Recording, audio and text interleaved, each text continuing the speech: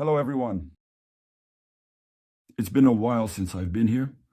During this time, quite a large number of knives have arrived, both new releases from manufacturers and new models for me personally. There were some interesting models for me, so I ordered them. We'll be doing reviews on all of them. And then, well, everyone can check out what interests them. We'll probably start today with a double novelty. This is from a new brand. It's a sub-brand or subsidiary brand of a manufacturer called Ferro Monster Knives, which makes premium knives with top-tier materials. Their blades usually feature M390 steel, titanium, and carbon fiber. These knives, let's say, are more budget-friendly. Let's call them knives for the people. Of course, as you might already know, the price of the models also varies quite a lot depending on the specific types of materials that are used. But in most cases, they are generally a bit cheaper. At the moment, as far as I remember, this manufacturer has 6 models. The steel they mainly use for these models is Sandvik 14C28N. As for handle materials, it's carbon fiber, micarta, and aluminum. That's what makes them a bit more affordable. The model I have is the Wortex. Let's take a look at what's included in the package. The package contents are standard for all models. It comes with a case like this. On top, there's a branded patch with Velcro. Inside the box, we have the knife itself, a rather interesting little silica gel packet, a helpful information leaflet, and a soft branded cleaning cloth, all neatly arranged for you. And that's basically it. Honestly, you probably don't need anything more. Here is the knife itself. The knife is very compact and lightweight. It has an interesting shape with a karambit-like blade. The mechanics are good. Let's go over the specifications. When closed, the knife measures 10.1 centimeters. The total length when open is 18 centimeters.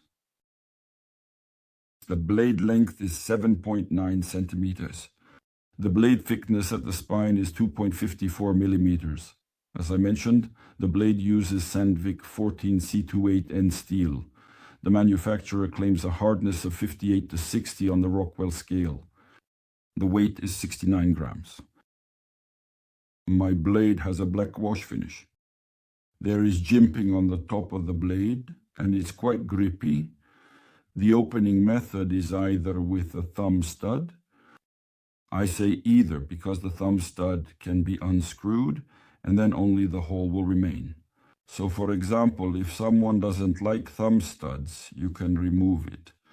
It opens easily and the action is good, or you can open it like this. There's a bearing in the pivot. Because of this, there are no problems with opening. I don't know if you can see it or not, but everything is centered. There is no play. Honestly, in recent years, even if you look at more budget-friendly models from other manufacturers, or even this one, there haven't been any issues with the mechanics or quality. The manufacturing and quality standards are improving for all manufacturers, so I don't even know anymore whether it's worth paying attention to things like blade play, centering, and so on. The handle is made in a classic configuration. It's 2 steel liners covered on top with scales. My scales are made of carbon fiber. The color is called sky blue shredded carbon. The liners are milled out on the inside to reduce weight. There are holes on both sides.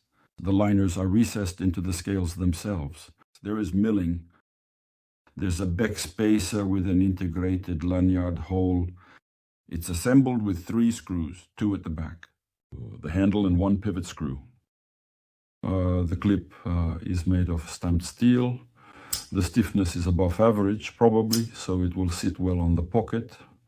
It has a high rise, so it goes onto the pocket perfectly. There are no recesses milled into the scales, let's say under the clip, but the screws that hold the clip are flush. So we can see that there is quite a lot of space for even a thick seam on jeans to fit in. The clip has 2 holes to provide easy access to the screws. On the other side, there are also 2 holes for the clip, so it can be repositioned for left-handed or right-handed use. In terms of comfort, it's quite a comfortable knife considering its overall size, which is relatively small. The finger rests distinctly in the finger groove. The index and all other 3 fingers fit on the handle. The grip is good and secure, in other words, with any grip style. The mechanics are excellent. Honestly, I don't remember if I mentioned the weight is 69 grams, so the knife isn't heavy. Well, for, let's say, urban needs, I think it will do just fine. As for things like whittling branches or slicing a lot of food, for example, it might not be particularly convenient, but it really depends on how you adapt to it. But for tasks like opening a package, cutting a thread, or, I don't know, peeling an apple, I think it will handle those just fine, especially since the blade, particularly for peeling an apple, has a suitable shape, kind of karambit-like. At the moment, the knife costs $97 on the manufacturer's website. The price for this same model may of course vary depending on the specific materials used in its construction.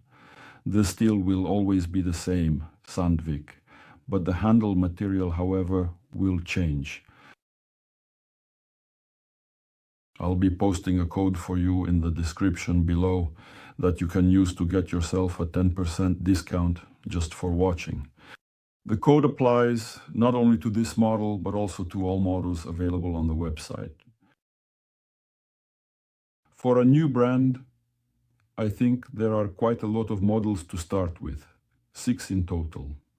So, as they say, there's something for every taste and preference. Go ahead, take a look, choose what you like. Use the code.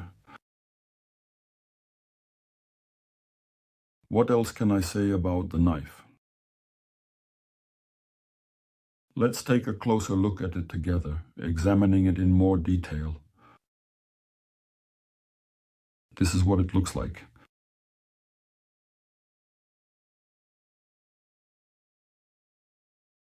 Even though it's a sub-brand, a subsidiary, and more budget-friendly, let's just say there are absolutely no issues with the build quality or craftsmanship.